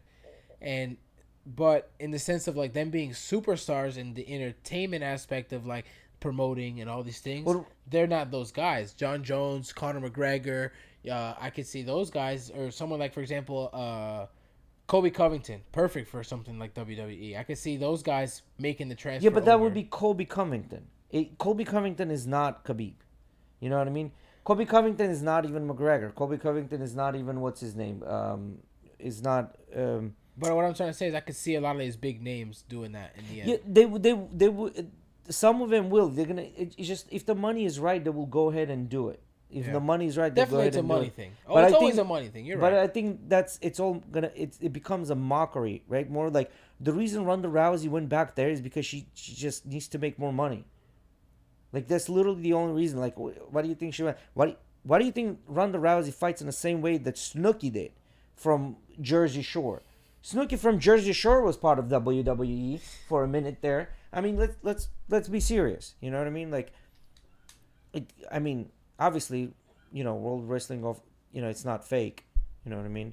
So it's real just, fighting. Scripted. No, it's not, bro. What you talking about? It's real fighting. I saw a clip of the other day actually. It was like in the 80s or 90s, and it was a pro wrestler, and he was talking to a guy, and he goes, "Oh, so you think it's fake, huh?" And he goes, boom, smacks him. He goes, "That's an open palm slap. Is that fake?" Boom, smacks him again, knocks the guy out. Yeah, but do you think they're slapping each other like that? Hell no. No, this is just a dude that was provoking a pro wrestler. Yeah. Yeah, that's what I'm saying. It's like, I mean, but nowadays they're open to it. Like everyone knows that it's all like scripted in a sense, right? But like those guys are still throwing each other around, and smacking the fuck out of each other at the end of the day. Like you can't make that up. You can't make that up. And like for example, Joe Rogan just did a podcast with Kurt Angle. I'm like almost done with it, and hearing the stories that these guys have, like the injuries and shit. Like he was talking about how Brock Lesnar broke his neck. I don't know. I think like 3 times. Something like this, like, and like having to perform with like messed up neck and shit like that. Those guys would be on fucking cocaine, like running around. And he said he broke his neck one time with Brock Lesnar, right? And he was supposed to be a reigning champion, right? Like the WWE wanted him to have a reigning championship, like they wanted him to keep the belt for a long time. and he ended up breaking his neck, and then he was just not even gonna go to like the next event. He was supposed to go get surgery, and he actually ended up, I guess, somehow talking to someone back home. They said this kid named Johnny. It was this kid with Down syndrome, and he said that he talked to him. He goes, "Man, I really wish I got to see you tomorrow, like this and that." And because of that kid, he went back and performed with a broken neck and like purposely lost and kind of gave the championship away to, I don't know who it was, just so like he could kind of like give the championship away and then go get his surgery, and like talking about shit like that, like basically talking about like another time he snapped six vertebrae in his neck and then like kept going like with he said that the moment it happened, like his shoulders went numb and one arm was numb. He literally couldn't move it, and he's talking about like you can go back into the footage and see like after that happened, after that exact moment, when they're throwing me around, like I'm not doing anything. They literally just kept throwing me around, kind of thing, because broke his fucking neck. Fuck that, bro. You imagine like you break your neck and it's kind of like that mentality of like I'm gonna keep going. Fuck that. Yeah. Fuck that. You're gonna die. I mean, it reminds me of the you guys seen the story of Pritchard Colon, the guy, the Puerto Rican kid yeah. with the boxing. He fought Terrell Williams in 2015, and he got hit in the back of the head. So they say something like over 15 times. Like the guy was just wailing on the back of his head, and then it was weird because they stopped the fight because the corner thought it was the 10th round already. And it was actually the 9th round. They stopped the fight early, and he was walking around fine. And when he went back into the back room, he started vomiting and had really bad nausea. That's a really sad story, man. Yeah. That's a really, really sad story. Because if you look at that guy beforehand, it's like just a kid in his prime, right? Like he was a great boxer. I think he was undefeated before that fight, and then to look at him now is just heartbreaking. Like he's in a wheelchair and it just sucks. He's got a really good family though that takes care of him. His mom takes care of him on a daily. They just posted a picture the other day actually of him. I saw a video. He apparently was suing the promoters and the referee and not the referee but the doctor in the corner for malpractice for like $50 million, and I don't think they got it though. That sucks. Yeah, no. Well, yeah, I mean, even if they get it, if there's no money, depending where they sue, like if you being sued in the state of Florida, if they don't have the money, you ain't getting shit. Even if you win. Okay, I don't know what the Pennsylvania laws are, but I know Florida laws. If you sue somebody, even if you win, if they don't have the money, you ain't getting shit. Like they don't have the money. Yeah, he's suing a doctor and promoters. Like they got the money. They got the money. Yeah. But let me see. I had another couple of articles there earlier today, but yeah. So oh yeah, go another article. So apparently there was a Powerball winner. I think the guy won like $2 billion or something like that. And apparently he's done everything that you're not supposed to do. He bought a couple of $25 million mentions, which each one of them could be from upwards of $250,000 to $1 million a year in maintenance. He bought a bunch of cars and shit. So here's read it right there. Like I got you right there. Since winning, Edwin Castro, winner of a $2 billion Powerball prize, is making a big financial mistake. According to financial experts, Castro has purchased multiple mansions in California and even a vintage Porsche 911, as reported by the New York Post in April. After winning the Powerball jackpot in November 2022, Castro chose the almost $1 billion cash option. God damn, $1 billion $628 million, and walked away with $628 million, paying the required federal tax withholdings. Fortune reported. Yep.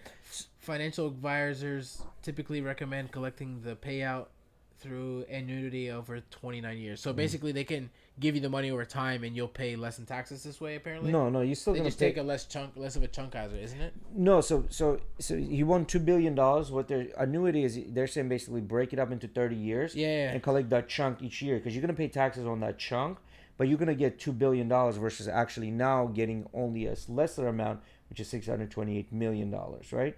So that $2 billion would be probably like $1 billion. That's what I was saying, right? If you take it over the years, they actually give you more. Yeah, you're gonna get more money, obviously. Yeah. Well, see, here's the thing: if any of you guys win the lottery, there's a couple of things you're gonna want to need to do. The first thing, you have to hit us up. No, don't hit anybody up. Number one, get rid of all your social media immediately. if you can move, get rid of all your social media immediately. If you can move somewhere else. You know the people that you love. You're gonna contact them eventually, and you're gonna say if you want to help DK, them, if you're gonna you help can them, move- right? But you're gonna have people that are gonna come out of fucking woodwork and say, "Remember me that time when I gave you a bottle of water? Now you owe me," right? So move. Get rid of your social media. Get a lawyer, get an accountant, and get a financial advisor at the minimum. At the minimum, get these 3 people so you can start making smart decisions. And then number 2, understand this. You've never seen that kind of money in your life before.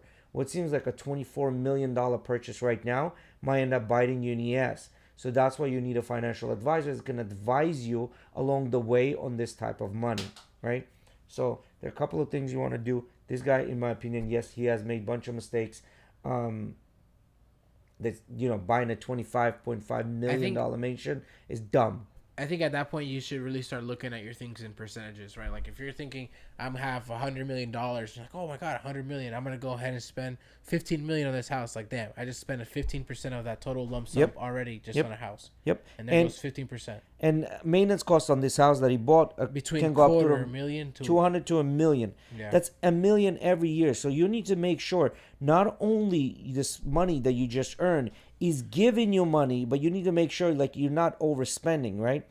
So bottom line is, yes, I do agree he made a bunch of fucking mistakes. You want that vintage Porsche 911? Okay, fine, get your vintage Porsche 911. But $4 million inspired house in Altadena, California. Oh my god, he's just spending money all over the place. Just spending money for no fucking reason. That's retarded. And then another $47 million mansion in Los Angeles. Mm-hmm. God damn it, he's just spending his money all. I mean, I don't know. He just spent right there. He just spent $100 million. Yep. That's literally almost what? Almost like 15% of his total earnings. It's like 18-17% of his total earnings right there. Yeah, something like that. He spent that like that in a couple of months. He's 29 years old. He still has probably another 50 years ahead of him. He spent it like that in 2 months. What do you think is going to happen with the rest of the money? Take a portion of that money and make money. That's the whole idea, right? So this is where you need a financial advisor, where it's gonna advise you. In reality, if you have 600 something million, do you really need to take some of your money to make some? No. If you did it correctly and thought about it smartly, no, you wouldn't have to put any money to make another dime in your life if you really thought about it. But if you go buying $25 million, I see what you're saying.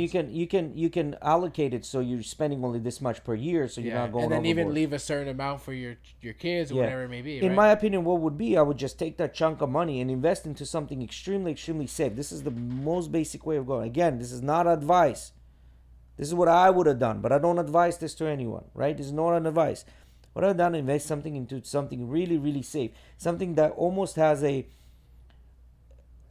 no fail type of deal, right? Like maybe invest into United States government, which gives you government bond rates, maybe things like that. But you can still only invest so much, right? And at the end of the day, I feel like it would just kind of be the best thing to allocate, like we're talking about, spend this amount a year, but then also allocate a small amount, not a small amount, but a portion towards specifically investment. Well, no, what I would do, I would allocate. Because would you invest all of it? 80% of it I would invest really? Immediately. First of all, I would get rid of any debt I have. That's number one I would do. Get rid of all the debt that I have. And you just spent like 0.001%. Which is fine. Get rid of all the debt that I have. Make sure all the purchases that I'm making are strategic purchases, not purchases that I really want, but what it's like makes sense right now. Until I figure out what I'm doing, like when I settle into the money, when I figure out exactly what I want to do, I'm going to purchase things that logically make sense, right? So once that's done, your money is invested. You can see what kind of a cash flow you got coming in. This cash flow that's coming in, you can say, okay, well, now I have X amount of cash flow. What can I do with this cash flow on a monthly basis where I'm going to continue getting this cash flow, which will pay for all the bills that I have, and maybe stay something on the side. If you can stay something on the side, that's fine. No, at least I have that. So I ideally want it to be a little extra, the cash flow to be a little more extra than what I'm actually spending. So then I would go from there and say, okay, well, I bought, let's say, for example, this house, but I can afford a house that is this big for this amount of money, and I would just get that, right? So I think ideally that's what I would have done. I do agree with this article. I think he's making a huge, huge mistake, and we all know this. There's not a single I don't think there's even a single millionaire out there that that has their money right now after We're they about to be won done. lottery, because majority of those people lose their money, right? So You want to save the rest? I know you got a bunch of other stuff. You want to save it for another day? We got already a little over an hour and a half, I think. In what's that? Should save it for Tuesday. Yeah. We can save it for Tuesday. So again, guys, please like, subscribe, share this with your friends, guys. Again, stay tuned. October 1st, we're bringing in Michael Sartain. He's a huge YouTube person, huge Instagram following. The guy has his wealth of knowledge. It's going to be a super interesting conversation with him. So make sure stay tuned for August 1st. If you do win the lottery, don't make it rain. Don't make it rain like this guy. And Don't do what he did. yes, Yeah. someone said he's making it rain. Yeah. Giovanni said he's making it rain. I do agree with you, Giovanni. He does make it rain. And he's doing it stupid. Yeah, he's not very smart about it, right? Like, and again, guys, stay tuned. Make sure yeah, go you ahead. can check us out now. We're gonna be YouTube, Twitch, and Facebook. Those three, maybe adding some more streaming platforms in the near future. We're definitely upgrading the computer. Yeah. So this is definitely in the works. And we got some new stuff we added in the stream program. Let us know how you like And then that. the next thing is, in my opinion, I think we should get 2 more cameras maybe together, because when I'm talking to you, I want to get the angle where it's kind of like I'm staring at the camera. So probably next couple of things would be the angles camera. So guys, please subscribe. Please subscribe. Share this with your people so we can get monetized. When we get monetized, we can actually start earning money. When we start earning money, we can increase We can get our better production. guests, better production. Yeah, so literally that's what it takes. We're not asking you to donate for this or that or anything like that. Maybe we'll set up Streamlabs or something like that until we get monetized. But until then, guys, please subscribe, share so we can get monetized. Once we get monetized, all that money is going to go into increasing the... We actually, where me and Miguel were talking about it today, we actually will probably set up a little donation thing here pretty soon. Streamlabs does that where it's Yeah. better than YouTube, so... Yeah, he was telling me you can do it like PayPal. like you can add your PayPal or whatever it may be through Yeah, the Streamlabs. that's what I'm saying. Yeah, Streamlabs is they only take 3% versus 30% that YouTube takes. Yeah. We'll do that. So anyway, the money that we can generate will go towards the The stream setup. the stream setup. So anyway, guys, thanks again for tuning in. Appreciate everyone who came Episode into the chat. 79. We'll see you on Tuesday, and please stay tuned in for Michael Sartain again, October 1st. Michael Sartain as a guest. It's a Sunday, guys. We're going to be midday, 4 o'clock Eastern Time, 1 o'clock Pacific Time, and then you can do the math in between if you're Central Time. Boom. Y'all have a good night. Make sure to like and subscribe. Peace. Peace.